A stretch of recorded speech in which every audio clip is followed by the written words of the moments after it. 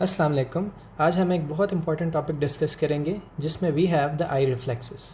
इन eye reflexes में will be covering the three major eye reflexes which are the pupillary light reflex first of all, secondly we have the accommodation reflex, and thirdly we have the corneal eye reflex, and in the end we'll be discussing some of the clinical correlates. So let's move on. जी तो पहला हम जो reflex discuss करेंगे that is the pupillary light reflex. इसमें हम briefly discuss करें तो first of all you see over here this is the left side and this is the right side. ठीक है, तो लेफ्ट साइड पे जब लाइट इम्पल्स इधर शो हुई आई पे, तो यहाँ पे लाइट इम्पल्सेस जो थी they were detected by the retinal ganglion cells. ठीक है, after the impulse was detected they were taken by the afferent fibers of the optic nerve. The afferent fibers of the optic nerve, they took that impulse to the pretectal nucleus. Now pretectal nucleus जो है that is present in the midbrain. Alright, तो pretectal nucleus जो है that will give two fibers simultaneously. ठीक है, एक ही time में ये दो फाइबर्स देगा टू साइड्स के एडिंगर-वेस्टफॉल न्यूक्लियस को। Now what is Edinger-Westphal nucleus? Edinger-Westphal nucleus is basically a parasympathetic nucleus of the third cranial nerve, which is the oculomotor nerve. ठीक है, तो अभी तक हमें क्या समझ आया कि जब लाइट इधर शो हुई लेफ्ट टाइम में, that was detected by the ganglion cells. The impulse was carried by the afferent fibers of the optic nerve to the pretectal nucleus present in the midbrain. After that, the pretectal nucleus sent the impulse further to the Edinger-Westphal nucleus of both the sides, that is the left and the right. And what was Edinger-Westphal nucleus? That was basically a parasympathetic nucleus of the third cranial nerve, which is the oculomotor nerve. Simultaneously ये जो impulse send करेगी, it has this significance कि जो direct light reflex elicit होगा एक eye में, that will also be elicited in the form of consensual light reflex in the opposite eye. ठीक है, तो यहाँ से जो दो फाइबर्स की ब्रांचिंग होके जा रही है दोनों एडिंगर-वेस्टफॉल न्यूक्लियस में, तो दोनों आई में response of the light will be elicited. ठीक है, तो कंटिन्यूइंग विद द पाथवे, जब इधर फाइबर्स ने पैरासिम्पैथेटिक फाइबर्स यहाँ से निकले और एडिंगर-वेस्टफॉल न्यूक्लियस में आए, तो Edinger Westphal nucleus further then continued the pathway along, और आगे जाके यहाँ पे पैरासिम्पैथेटिक फाइबर्स ने साइनैप्स किया कहाँ पे, द सिलरी गैंग्लियन। ठीक है, दोनों साइड्स के एडिंगर-वेस्टफॉल न्यूक्लियस ने पैरासिम्पैथेटिक फाइबर्स जो थे आगे भेजे and they synapsed in the ciliary ganglion. Now the ciliary ganglion further sent short ciliary fibers, which are the parasympathetic fibers, to the constrictor pupillae muscles. Constrictor pupillae muscles help the pupils to constrict and thus elicit a direct as well as an indirect light reflex. ठीक है, indirect क्यों? क्योंकि pretectal के nucleus के level पे the parasympathetic fibers they got branching into both of the Edinger-Westphal nucleus of the left and the right side, और आगे normal pathway उनका कंटिन्यू हुआ. ठीक है, यहाँ पे आप साइड पे समरी देख रहे हैं जिसमें कि लिखा हुआ है कि first of all when the light was shown that got across the optic nerve onwards to optic chiasma, then to the optic tract, then to the pretectal nucleus, onwards to the Edinger-Westphal nucleus, ciliary ganglion, to the short ciliary nerve fibers, and then onwards finally to constrictor pupillae muscles and eliciting a light reflex. जी, तो अब हम अपने second reflex की तरफ move करेंगे विच is the accommodation reflex. अच्छा, इस reflex के बारे में एक जो पिक्यूलियर सी बात ये है कि differentiates it mainly from the light reflex which we looked at earlier, वो ये है कि इसमें कोई प्रीटेक्टल न्यूक्लियस की इन्वॉल्वमेंट नहीं है. ठीक है, आपने देखा कि retinal ganglion sales, optic nerve और ऑप्टिक ट्रैक्ट तक यहाँ तक सेम पाथवे है अकोमोडेशन रिफ्लेक्स का और पिपलरी लाइट रिफ्लेक्स का. ठीक है, लेकिन यहाँ के बाद से उसका पाथवे चेंज हो जाता है. ठीक है, और इसी पाथवे के चेंज होने की वजह से जो डिफरेंसेस हैं अकोमोडेशन रिफ्लेक्स में हमें वो मिलता है, and it is not like the light reflex due to this reason. ठीक है, वो रीज़न क्या है कि यहाँ पे प्रीटेक्टल इन्वॉल्वमेंट नहीं होती, यहाँ पे डायरेक्ट हायर सेंटर्स की इन्वॉल्वमेंट होती है जिसमें ऑप्टिक ट्रैक्ट के बाद डायरेक्ट जो इम्पल्स है when an object moves from far off place to a nearer place, तो that impulse goes to the higher centres, that is the lateral geniculate body, the optic radiation and the visual cortex.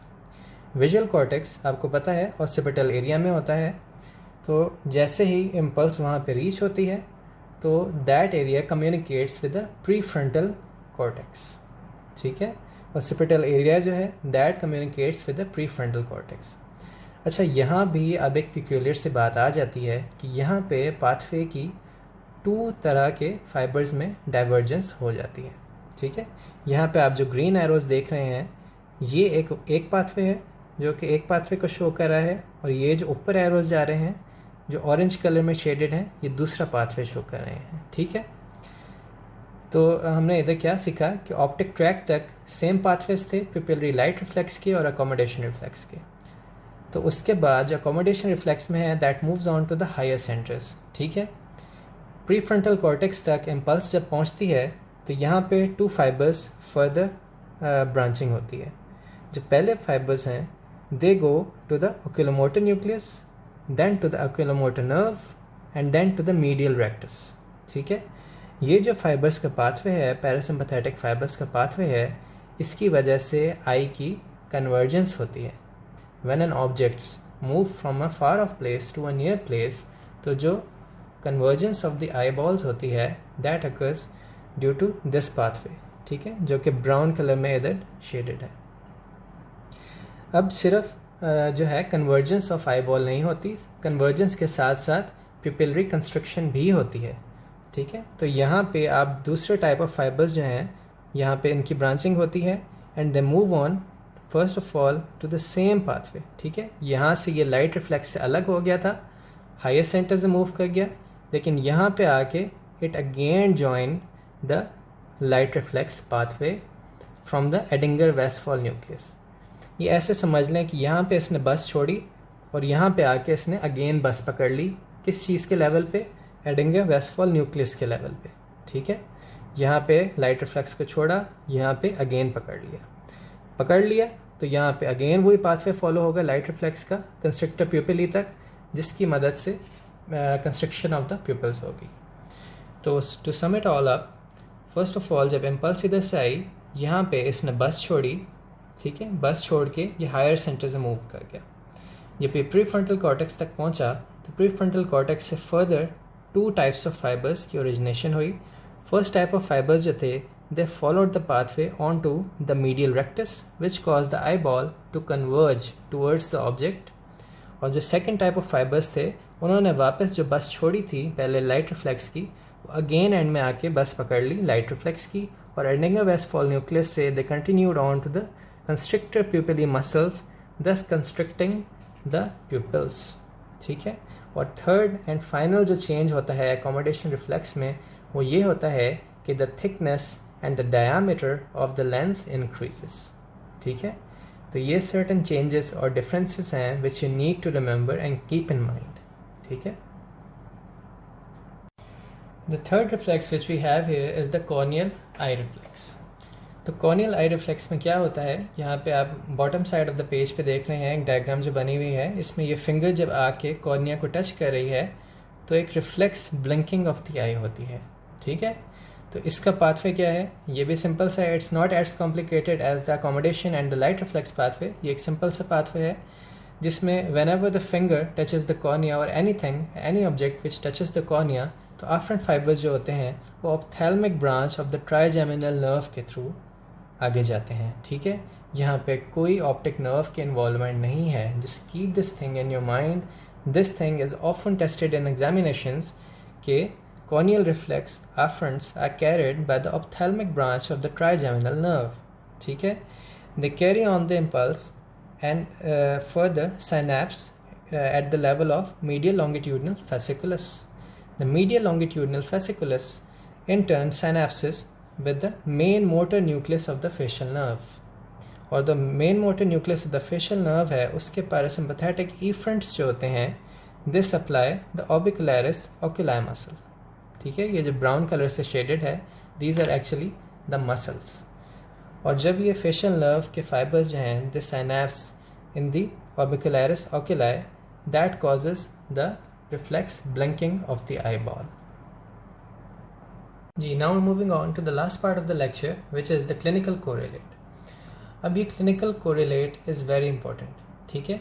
इसमें we'll be discussing a condition known as the Argyll-Robertson pupil. अब Argyll-Robertson pupil is that type of a pupil which has a positive accommodation reflex but which does not elicit a light reflex. अब इसकी pathophysiology अगर हम discuss करें तो इसमें जो lesion होता है that is basically at the level of pretectal area, ठीक है जी. तो जब भी प्रीटेक्टल एरिया के लेवल पे डैमेज होगा तो यू ऑलरेडी नो कि लाइट रिफ्लेक्स जो है that follows the pathway through the pretectal area and onwards to the Edinger Westphal nucleus and ultimately to the constrictive pupillae, ठीक है. तो अब that pathway is no more because there is a legion at the pretectal area. लेकिन जो accommodation reflex है that leaves the light reflex pathway at the level of optic tract. Optic tract से वो अपने अपने रास्ते ले लेते हैं. जो लाइट रिफ्लेक्स है that goes on one way and accommodation reflex जो है वो फॉर द टाइम बिंग, जैसा कि मैंने आपको बताया कि उस टाइम पे ये बस छोड़ देता है अपनी, बाद में जाके अगेन ज्वाइन करता है, ठीक है, लाइट रिफ्लेक्स को. तो यहाँ पे जो लाइट रिफ्लेक्स है वो ऑप्टिक ट्रैक्ट से जाके प्रीटेक्टल में एक साइनैप्स करता है, लेकिन वो फॉलो नहीं होगा क्योंकि lesion at the level of pretectal area obviously. And the accommodation reflex that does not follow this pathway that goes on to the higher centres which is the lateral geniculate body to the cortex, from the occipital cortex to the prefrontal cortex and then onwards to its normal pathway, ठीक है. इसमें कोई प्रीटेक्टल area की involvement नहीं होती. वो अपने normal pathway से अपना रिस्पॉन्स एलिसिट करेगा और construction of the pupils show करेगा, ठीक है. तो that is all about the Argyll-Robertson pupil and what is the reason for these two light near dissociation in Argyll-Robertson pupil, ठीक है, which is the pretectal area lesion.